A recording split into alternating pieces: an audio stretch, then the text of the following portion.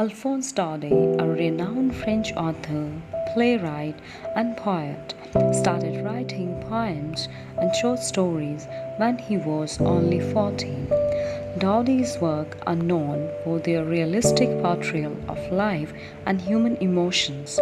Several of them reflected his own experiences. The influence of Franco-Prussian War is evident in his story, The Last Lesson. It revolves around the impact of loss of life and schooling in the Alsace region of France. Through a young Alsatian boy, he has tried to reveal how deeply intertwined language with national pride and identity. Here is the summary of Last Lesson by Alphonse Daudet. France. The narrator of the story was running late for school one day and was worried about getting a dressing down from his teacher, Monsieur Hamel. He had not learned the rules of French participles like Monsieur Hamel had asked them to do. As Franz hurried to school, he noticed a crowd in front of the village's bulletin board. He was already late for school. Franz did not stop to read the news. When he reached school, Franz couldn't hear the usual bustling sounds heard at the beginning of a school day.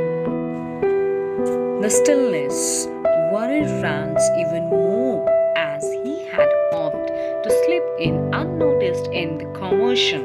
Franz entered the classroom embarrassed and afraid, but was surprised when Monsieur Hamel kindly asked him to take his seat. It was only after he sat down that Franz noticed that Monsieur Hamel was dressed in clothes that he wore only on important days like inspection or prize days. There was a strange solemnness in the air. What surprised Franz even more was the sight of villagers occupying the back benches that would otherwise be empty. As Franz wondered what was happening, Monsieur Hamel informed them in a grave tone that this would be their last French lesson. Since Germany took over Alsace and Lorraine after the war, it had been ordered that only German would be taught in schools.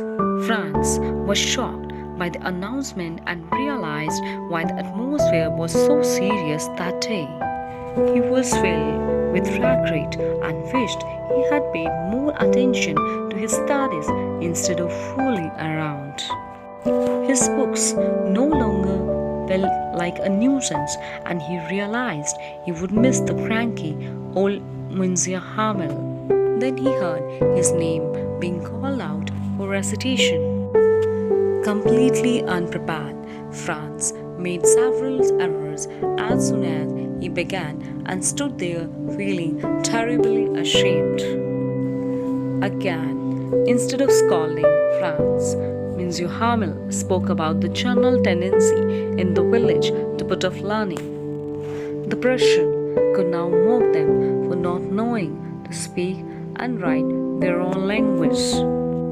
Monsieur Hamel went on to say how it was not just Franz's fault. Franz's parents were guilty too, for they preferred that he work on a farm or at a mill than attend school.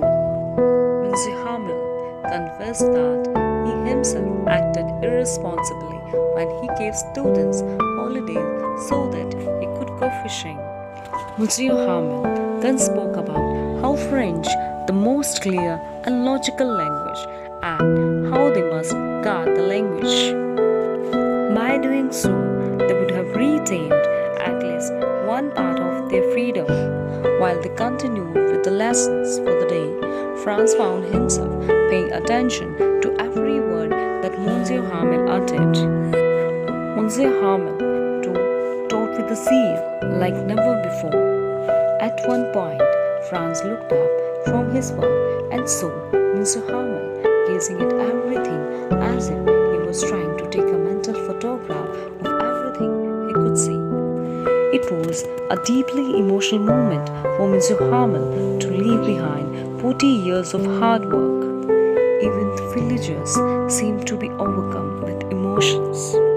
Finally, When the lesson ended, Monsieur Hamel stood up to speak, but words were stuck in his throat.